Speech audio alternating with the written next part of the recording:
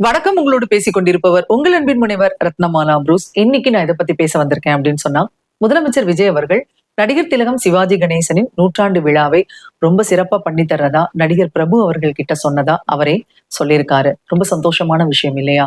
முதலமைச்சர் விஜய் பொறுத்தளவுல அவருடைய திரைப்பயணத்துல மிக முக்கியமான ஒரு படம் ஒன்ஸ் மோர். ஏன் அப்படின்னு சொன்னா, நடிகர் திலகம் சிவாஜி கணேசனுடன் முதல்வர் விஜய் அவர்கள் நடிச்ச படம். ஒரு நடிகர் சிவாஜி கணேசன் கூட நடிக்கிறாரு அப்படின்னு சொன்னா அது சாதாரண விஷயம் கிடையாது. ஏன்னா அவர் ஒரு நடிப்பு பல்கலைக்கழகம் இல்லையா? அப்படி விஜய் நடித்த படம் தான் ஒன்ஸ் மோர். அவருக்கு ரொம்ப பிடிச்ச படம் கூட. இந்த ஒன்ஸ் மோர் படப்பிடிப்பப்போ ஒரு சுவாரஸ்யமான சம்பவம் நடந்ததா முதல்வர் விஜய் அவர்களின் தாயார் திருமதி ஷோபா அவர்கள் ஒரு விஷயத்த பகிர்ந்திருக்காங்க. என்ன அப்படின்னு சொன்னா, எஸ் ஏ சந்திரசேகர் விஜய் கிட்ட சொல்லுவாராம், எப்பவுமே எந்த படப்பிடிப்பா இருந்தாலும் ரொம்ப ஏர்லியரா, அதாவது நேரத்தை போயிடணும் அப்படின்னு சொல்லுவாராம். விஜயும் அதை கடைப்பிடிச்சிட்டு தான் இருந்திருக்காரு. ஆனா இந்த ஒன்ஸ் மோர் படப்பிடிப்பப்போ ஒரு நாள் தாமதமா வந்திருக்காரு. முன்வாசல் வழியா போனா எல்லாருமே கண்டுபிடிச்சிருவாங்க அப்படின்னு சொல்லிட்டு பின்வாசல் வழியா போனாராம். இத சிவாஜி கணேசன் பார்த்துட்டாராம். என்னடா பின்பக்கம் வழியா வரியா அப்படின்னு சொல்லி கண்டிப்போட கேட்டாராம். அதுல கண்டிப்பு மட்டும் இல்லைங்க, சிவாஜி கணேசன் அவர்கள் நடிகர் விஜய் மேல கொண்ட அன்பும் அக்கறையும் அதுல வெளிப்பட்டிருந்திருக்கு. இதே ஷோபா அவர்கள் ரொம்ப நெகிழ்ச்சியா பகிர்ந்திருப்பாங்க.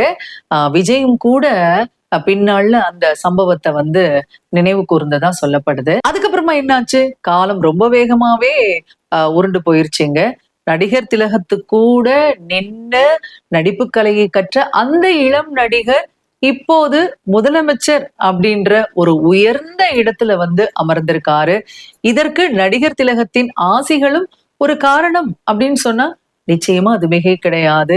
எவ்வளவு நல்ல மனசோட வாழ்த்திருப்பார் இல்லையா நடிகர் திலகம் விஜய் அவர்களை.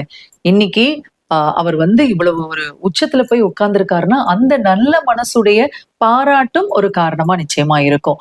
ஏன் அப்படி சொல்றேன்னா, நல்ல உள்ளங்கள் நல்ல மனசோட வாழ்த்தும் பொழுது அது நம்மை கொண்டு போய் சிகரத்தில் வைக்கும் அப்படிங்கிறது மிகப்பெரிய உண்மை. அது நடந்திருக்கு. அது மட்டும் இல்ல, நடிகர் திலகம் சிவாஜி கணேசன் அவர்களுடைய நூற்றாண்டு விழாவை மிக மிக சிறப்பாக நடத்த இருப்பதாகவும் அந்த விழாவுக்கு தானே முன்னின்று நடத்துவதாகவும் முதலமைச்சர் விஜய் அவர்கள் உறுதியளித்ததாக நடிகர் பிரபு அவர்கள் தெரிவிச்சிருக்காரு. இது என்னன்னு சொல்றது, அதாவது காலம் எழுதக்கூடிய அழகான ஒரு கவிதை அப்படிங்கறதாங்க இது.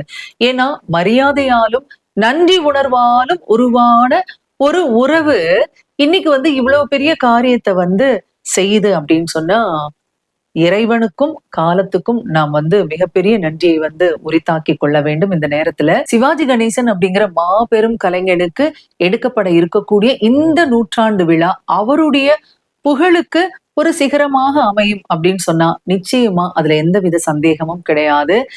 இந்த உறுதியை அளித்த நம்முடைய முதல்வர் விஜய் அவர்களுக்கு நம்முடைய மனமார்ந்த நன்றியை இந்த நேரத்தில் தெரிவித்துக் கொள்ளலாம். ஒரு மாபெரும் கலைஞனுக்கு தமிழக அரசு வழங்கவிருக்கக்கூடிய மகத்தான அஞ்சலியாக அது இருக்கும். மீண்டும் மற்றொரு நிகழ்ச்சியில் உங்களை சந்திக்கலாம். அதுவரையில் உங்களிடத்திலிருந்து விடைபெற்றுக் கொள்பவர் உங்கள் அன்பின் முனைவர் ரத்னமாலா புரூஸ்.